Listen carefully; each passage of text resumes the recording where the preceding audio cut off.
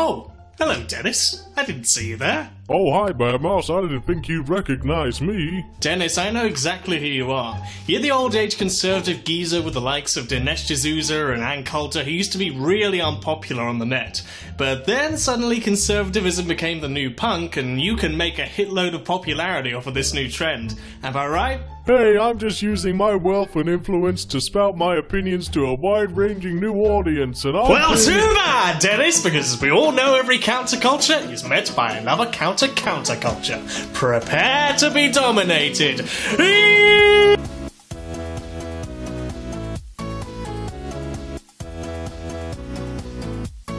So if you're not aware, well, no, fuck it. You are aware. There's this channel called PragerUniversity. It is basically the hotspot of conservative opinion online. I remember this channel, right back when it was tiny, specifically from this guy.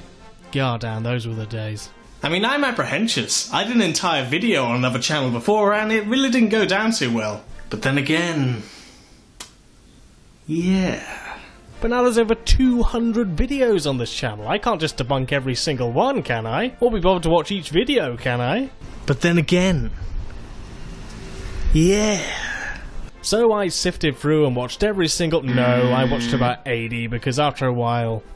you know. And something I've noticed is there's hardly any responses as of late. And of the ones that are, well, they're almost always pointed specifically towards religion and climate change. There's nothing wrong about that, it's just they're two of the easiest and least controversial topics ever. I mean, all you really need for that is a pothole of 54 and maybe a bunch of old breed internet skeptics pre-Elevator Gate. Which may explain to me why they've concentrated on these more unconventional and trickier to contemplate topics in more recent times, and then just sneak in all the strongly hated stuff every blue moon. So then people in the comments section can go, rah rah, fuck the haters, this channel is about different points of view, they're attacking the regressives, they've got a right to an opinion.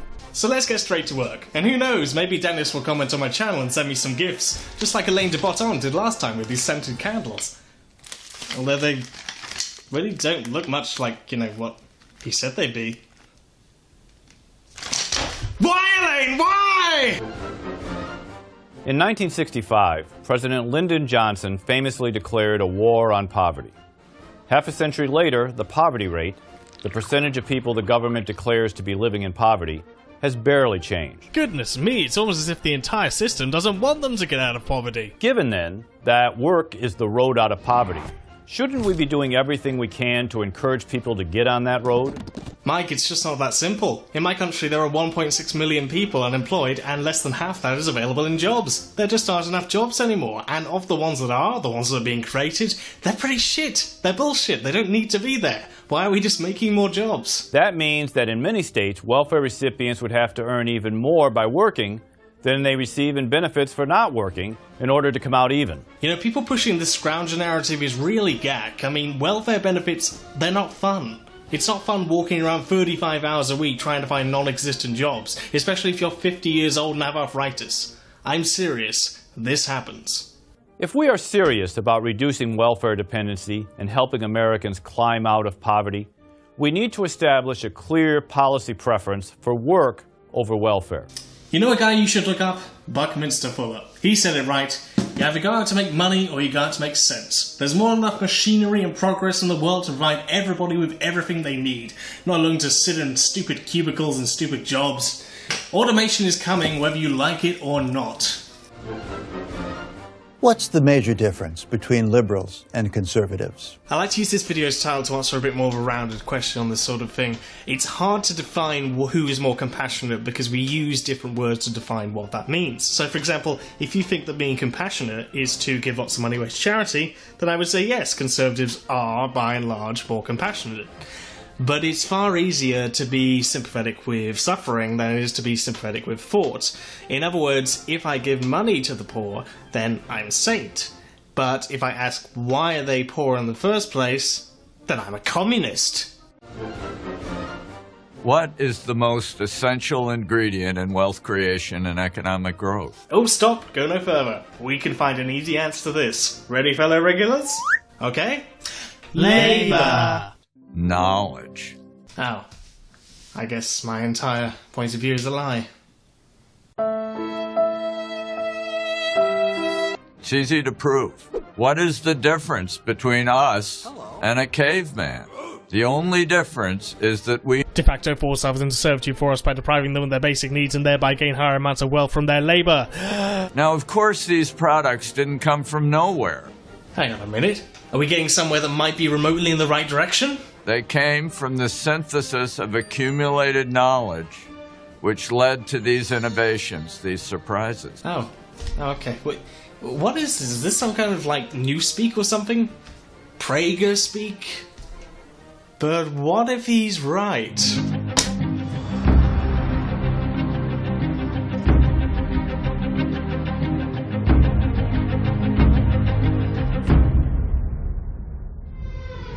Ah, fuck it. I suppose labour really is necessary towards producing wealth. And ha-ha, before everyone goes down the comments section saying, he can't produce wealth because he's a communist. Alright then, fine. You are a beautiful person. And I know it might be hard now, but together we can make a world that fits for everybody.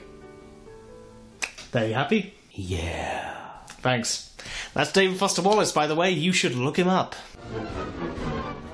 Women in the United States and in Western Europe are the freest and most liberated in human history. Ah, it's S.E. Cupp. I mean, Christina Hoff Sommers. Oh, come on. They're both basically the same. 23-cent gender pay gap is simply the difference between the average earnings of all men and women working full-time. In regards to the gender wage gap, I think of it as a little bit more than just this small snippet that we all have to debate about online.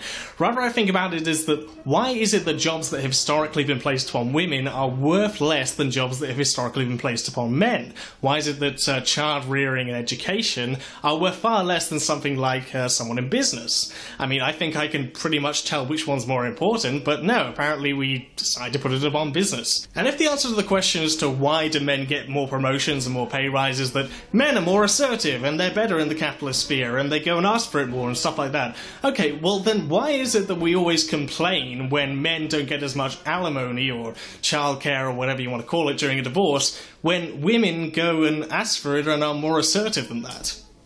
But to add to this, why is it even expected upon society for women to leave their job, go home and look after their child when they have a kid, thereby performing hours upon hours of socially necessary labour time? Good grief, did I really say that? But is it really social conditioning that explains women's vocational preferences and their special attachment to children? Perhaps in the pursuit of happiness, men and women take somewhat different paths. I don't know, Chris. Maybe in the pursuit of happiness I like to hide in the bathtub. Doesn't mean that I'm not being overwatched by my evil cistern overlords. Nah, I'm just kidding. I'm here completely by my own free will. There are no coercive effects forcing me into this situation whatsoever. I am a strong and independent human person.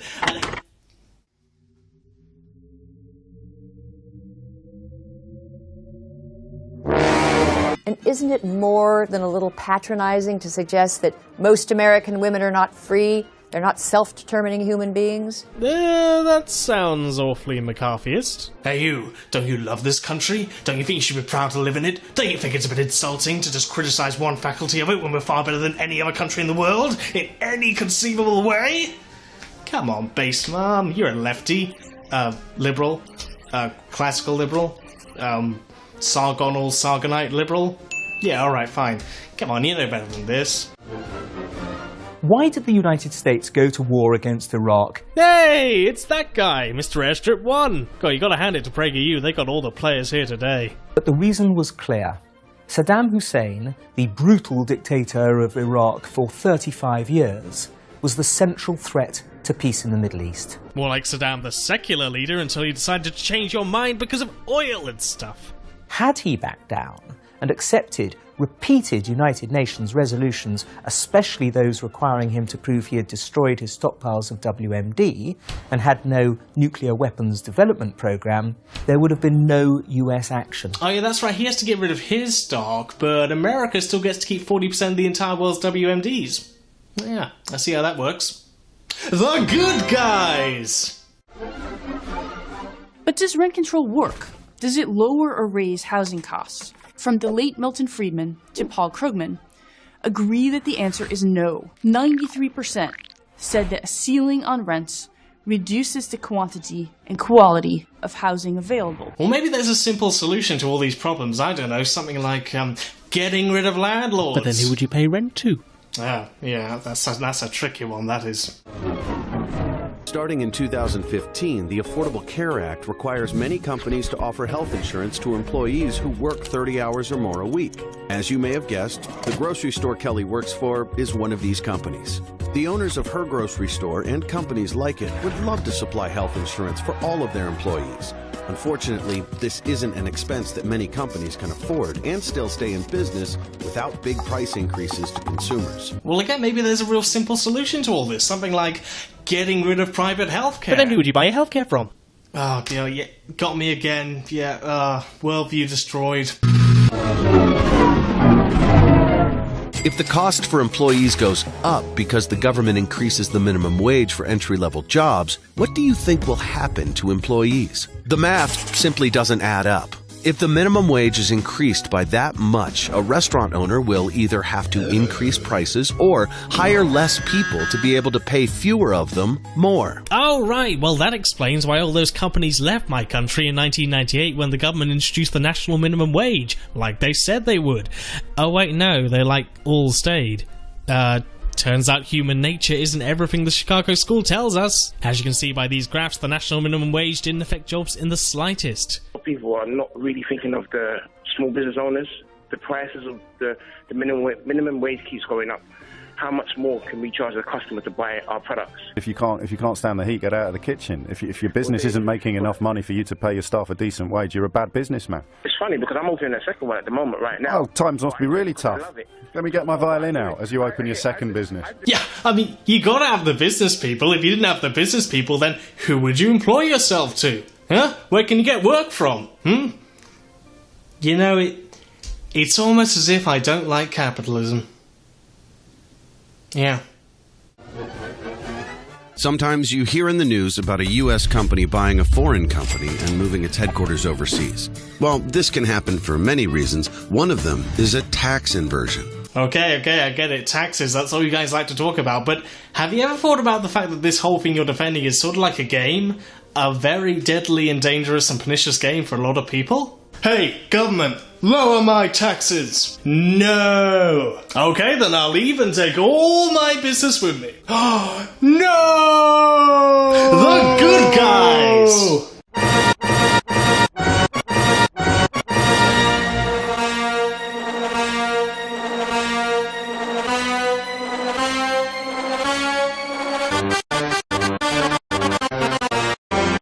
I'm Ami Horowitz.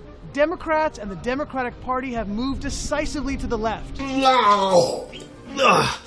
Yeah, of course they're moving further to the left. That's the reason why a social democratic candidate got hounded upon by Hillary and her goons and basically made him unelectable. And that's also the reason why Hillary and the Democratic Party is basically purging Bernie supporters. I don't think anything's wrong with socialism. I kind of like it. I think the American people like socialism. I think socialism's great. Yeah, I wonder if he's going anywhere with this. I mean, he's just like... fucking hell, no! Oh, no! You're fucking... Oh! Yeah, we're here again, people. I knew this day would come. Sorry, I just love how he uses this clip to describe Venezuela when it's very obviously that viral video from Sao Paulo, which, if you don't know, is in Brazil. And most people in Caracas live in the extremely dangerous barrios of the city. These barrios are massive, crudely built, claustrophobic cities within cities. Yeah, only in socialist countries do people live in slums. Over in capitalist Brazil, people live in... Oh. Well, over in capitalist Chile, poor people live in... Oh. Well, over in capitalist Mexico, people look. Look at this. Goodness me. Biggest slum in the world. Well, I never. Yeah, I wonder if there's a bit more of a nuanced way of seeing this crisis. Well, you see, there's this thing called capital flight. It's basically when people leave the country all of a sudden because they can get a better deal elsewhere.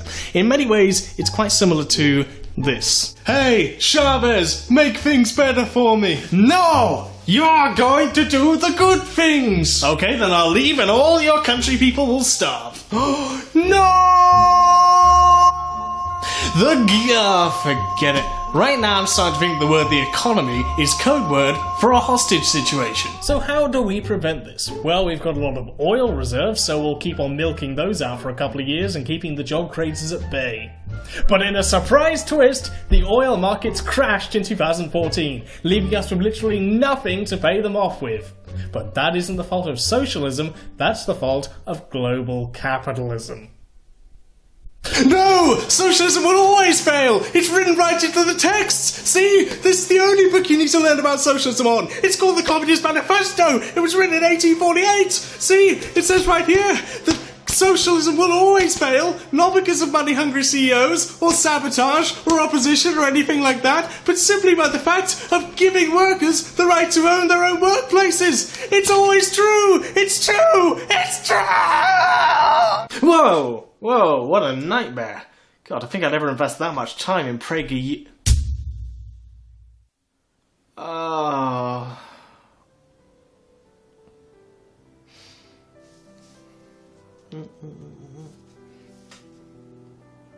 Hello? Hey, Garrett, it's Mouse. Oh, hey Mouse, what's up? Yeah, look, I've just watched about 80 videos of PragerUniversity. I just can't do it anymore. It sounds like, for a while at least, you might want to consider doing a little less tearing down of the right, and a little more lifting up of the left. You know, get out and help unionize a workplace, or help build housing for a charitable trust. You could help set up a co-op of self-managed workers, or join a squatter support network. You could tell the people to rise up. Tell them to take a stand against hierarchy and domination. Tell them to take back their communities and tear down the entire global capitalist nation-state system itself. CBA. Or you could take a break for a while, I don't know. I can't quit. The left needs me. You're goddamn right it does. Now go get him, comrade. Thanks, Garrett. You'll always have a place in my commune. European countries and now increasingly in the U.S. It is becoming common for young people to live with their parents well into their 30s. Can't anyone see they're fucking conservative capitalist Christian apologetic bandwagon opportunists who peddle half-truths and display them as objective facts. God, the discourse of discourse has really slid quite far in the past 5 years. Fuck it, one more. Income inequality is actually a good thing when it's the product of a free market economy. Oh, good save. We're all different. We have different talents, different temperaments, different ambitions. That's okay because, again, in a free society, we can seek out opportunities that play to our personal strengths. The issue is not whether or not someone decides to be an artist or a banker. The issue is whether or not the banker gets to decide how the artist's life will live. It's not taxonomic equality, it's social equality. But what about the growing gap between the rich, the 1%, and the rest of us, the 99% that one hears so much about? Isn't that a bad thing? Again, the answer is no. You're going to hell. In a free market economy, people become wealthy, making what the rich enjoy today into something almost everybody can enjoy tomorrow. Remember what an out-of-reach luxury flat-screen TVs once were? Today, your living room is essentially your own private cinema. So just to let you all know, employment is going down, jobs are being stretched, bullshit ones are being made to fill in the void. Your clothes are made by exploited labourers in a country that you're not told to care about. We've got a disillusioned youth. House prices are skyrocketing. We've got more peopleless homes than we have homeless people. And we could solve all of the world hunger issues with just 1/20th of the American military budget. But that's all okay, because you can buy fidget spinners and smartphones on the cheap! Don't worry about all the other problems in the world, just buy these things! Go on, buy them! And make people richer, so that they can then sell you more things, and you can have more fun, and they can get richer, and all this fun! It's so fun! Don't worry about all the people whose names you're not allowed to know and whose dealings you're not allowed to get involved with. Why would you want to, when you can have baked beans and 6 frankfurters, all brought to you by the amazing effects of trickle-down technomics? Here at PragerU, we value the few at the expense of the many, because we know that deep down in your hearts you've been raised into a Prussian military school-style education system that teaches you to obey the status quo. And any time you come along to criticize us, then we'll just throw you down a USSR and a George Orwell card, and you'll get straight back in line! Because whilst we may not be the most ideal male body, we're just contrarian enough to tuggle on that disillusioned inner child inside every millennial. and we're gonna milk that to eternity, because we know that we're wrong, and we don't want to admit it. I am PragerUniversity, and you may not like us now, but my God, you're gonna love us. This is what peak capitalism looks like. My God, it is! Okay, right. Come here. Okay. Cooperatives are far more productive and efficient than businesses, yet they can't compete with them very well. I'll let you think on that for a second. And stay classless. Hello everybody, thank you for all my patrons who've been supporting me over the past month, and I'd like to say a special thank you to ABC Shake, Alejandro Herrera, please send me a photo, BK Lawton, Brandon Torres, Donity, Dylan Duran, Furiosa, George Sora, Ira Louie, Isadora, Joe Meredith, Joe Benavides, John Mundane, Josh Carter, Julius Byborg Olsen, Colbin Manny, Mark Mason, Nicholas Hahn, Roy, Soraka Vulcan, The Kinesfetition, Thomas Mitchell, Ungspiller, William Callahan, WXNZXN, because I'm not saying that in a word, and Zal Empty. Thank you all so much for supporting me, it's been really great. And I'd also like to say, get organised or die trying. Wanted to do to dine today, a minute or two to two. A thing distinctly hard to say, but harder still to do. Wubba-lubba-dub-dub! Dare shishi. For our demands most moderate are, we only want the earth. Spooks! Spooks! None of you are free from spooks! I've signed a few sneakers in my day. Make no mistake, when the revolution comes, we're gonna collectivise your toothbrushes.